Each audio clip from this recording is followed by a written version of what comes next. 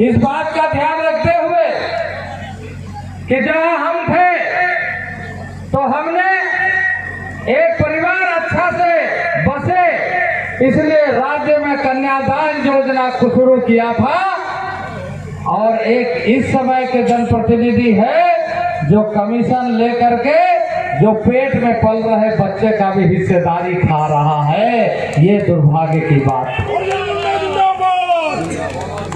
हमने ये योजना शुरू किया था कि कन्यादान के माध्यम से शुरू हुआ था कि नहीं, आप लोग बताइए। नहीं बोलो देखे कन्यादान उठे कमीशन खाते थे।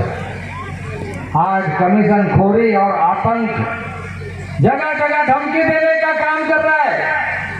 और मैं बताना चाहता हूं, हम आंदोलन से उभरे हुए, आंदोलन के बल पर जनता ने विश्वास जता करके हमें राज्य का मुख्यमंत्री बनाया। हम कोई पूर्वज का गद्दी से नहीं आए हैं। हम जानते हैं जो झारखंड के लिए लड़ाई लड़ सकता है, ऐसे आतंक को खत्म करने के लिए भी लड़ाई लड़ने के लिए हमेशा तैयार रहता है। यह आदमी को ध्यान में रहना चाहिए।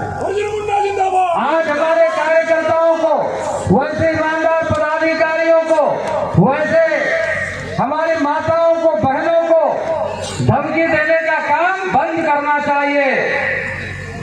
मैं तो लड़ाई के रास्ते में आइए, संघर्ष के रास्ते पर आइए।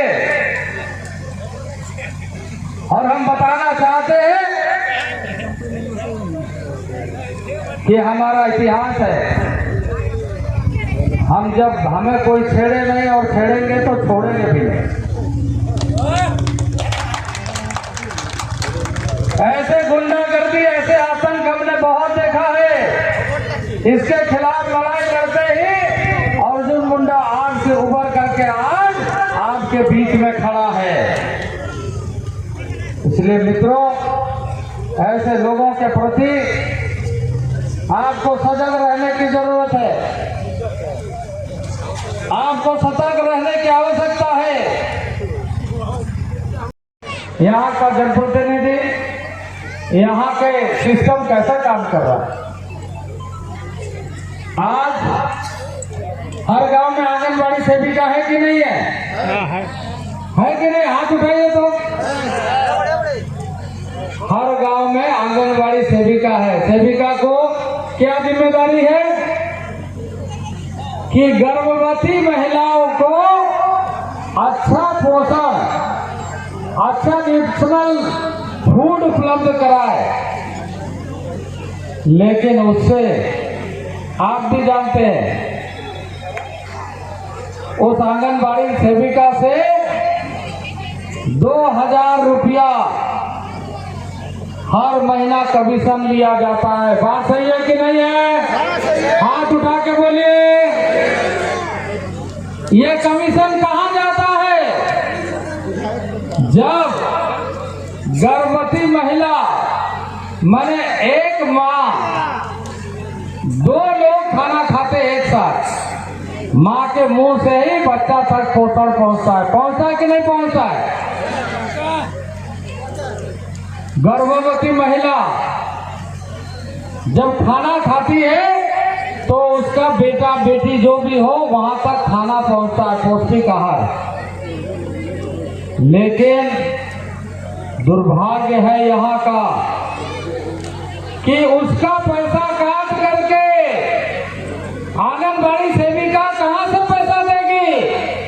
वो गर्भवती महिला और पेट में बच्चे जो पल रहे, उसका अनाज भी कमीशन के रूप में यहाँ के लोग लेने वाले हैं, लोग लेते हैं। जो बच्चा पेट में है उससे भी यदि हिस्सेदारी लेता है तो आप समझ लीजिए बाकी लोगों से कितना हिस्सेदारी लेता है, कितना कमीशन लेता है। ये दुर्भाग्य की बात है कि नहीं है? आंगनबाड़ी सेविका जो गांव की सेवा, गांव के बच्चों की देखभाल, गांव के तमाम माताओं की उससे पैसा वसूलने का काम करता है। वो इसलिए नहीं बोल पाती है क्योंकि उसको हटा देगा, उसको डर है कि उसको वहां से कार्य मुक्त कर दिया जाएगा। वो अपना कुछ पैसे से रोजगार,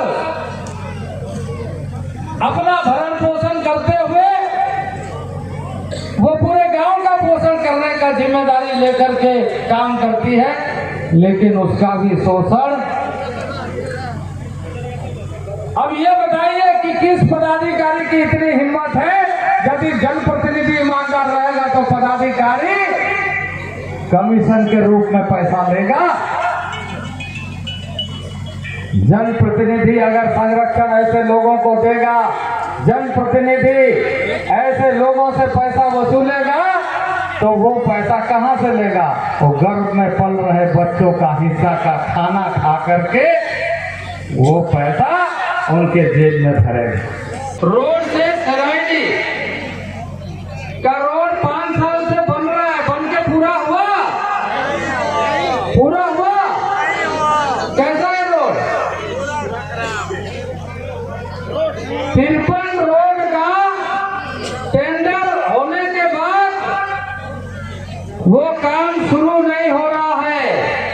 क्यों? क्योंकि कमीशन चरम सीमा पर है। चरम सीमा पर कमीशन के कारण गांव का रोड बनना शुरू होने के बाद भी पूरा नहीं हो रहा है। ये बात सही है कि नहीं है? तो आदमी को आने जाने के लिए अच्छी रोड की जरूरत यहाँ के लोगों को नहीं है, पर उसका हालत बदतर। लागों का भी रोड अभी तक नहीं बना है। आखिर जनप्रतिनिधि क्या कर रहा है? शिक्षा की भी वही हालत। ये चुनाव इस बात के आकलन के साथ कि यहाँ के जनप्रतिनिधि ने पिछले 5 साल में क्या काम किया है। अब आप हमको बताइए कि आप अपने बच्चों को कैसा देखना चाहते हैं? बीमार हालत में देखना चाहते हैं, अच्छी हालत में देखना चाहते हैं? अच्छी हालत में। जोर से बोलिए। अच्छी हालत में। तो यहाँ का बाकुल छांदा का जो अस्पताल है, 5 साल से ताला क्यों लगा हुआ है? बोलिए। 5 साल से बाकुल छांदा का अस्पताल ताला क्यों लगा हुआ है? बात सही है कि नहीं है? थोड़ा आप लोग जोर से बोलिए, नहीं तो लोग बोलेगा कि चाबी खो गया है ताला का। चाबी किसके पास में है? अब हर आदमी अपना स्वास्थ्य के लिए सरकार की सुविधा मिले, ये उसका मौलिक अधिकार है। लेकिन यहाँ की जनता के लिए वो अस्पताल खुला नहीं है। अभी एक घटना घटी, एक व्यक्ति को यहाँ से ले गया बड़ी घायल अवस्था में टाटा तक। टाटा से स्पेशल एम्बुलेंस में उसको अभी रिम्स पहुंचाया गया, क्योंकि यहाँ कोई सुविधा उपलब्ध नहीं है। तो ये चुनाव में मैं डुमरिया की जनता से ये कहना चाहता हूं कि अस्पताल खुलेगा, डॉक्टर आएगा और यहाँ के लोगों का चिकित्सा का सुविधा सुनिश्चित किया जाएगा।